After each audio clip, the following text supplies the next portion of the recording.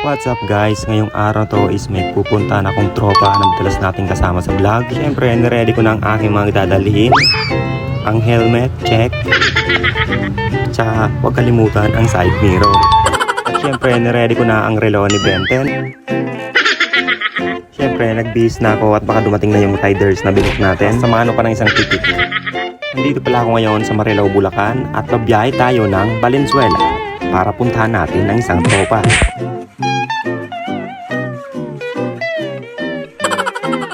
Dito, hinihintay ko na lang yung riders at tumingit si pinsan. Yes, Bito, ay shoutout sa iyo. Dito is tamang popogi na lang sa salamin.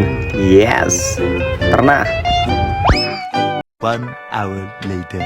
Nandito na pala ako guys sa Valenzuela kung saan natagpuan ko na si tropa na pinsan ko pa. Yes, gumiti pa siya ng karumal-dumal.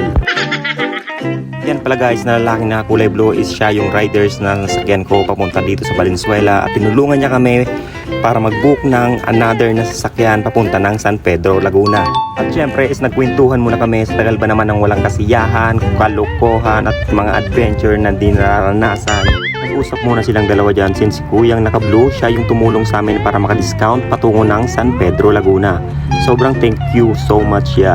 Ang bait sa amin ni Kuya since taga Bicol rin siya at tawag niya sa amin is kababayan kaya siya ay tumulong sa amin para maka-discount. A few minutes later. So ayun na guys, nakasakay na kami. Mahaba-habang biyahe to.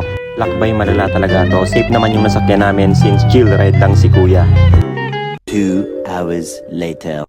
So ayun na nga guys, nakarating na kami dito sa San Pedro, Laguna. Since malapit lang dito yung isa naming tropa is pumunta na rin siya dito para magsama-sama kaming tatlo. At syempre, pinag-arahe ko na muna sa kanya ang e-bike 360. Yes, igaray mo na muna sa tabi. At syempre, ano po bang inaasahan, inuman malala talaga yung naganap sa amin dito. Sobrang sarap ng aming usapan, hindi namin namalayan, umaga na pala. Inabot ka nilang umaga eh. Proven and tested pa rin kami guys since inabot na naman kami ng umaga ngayong araw na to. At syempre mamaya-maya is ihatid na namin si tropa papunta dun sa kanilang bahay. So ayun nga guys, sinamahan na namin si tropa pabalik sa kanila. Habang kami ay nakamotor ay siya ay nakasunod lamang sa amin.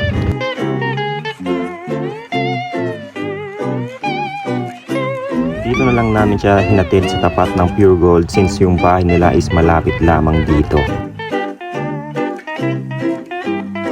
So ayun na nga, nagpaalam siya sa amin. See you next time, katropa.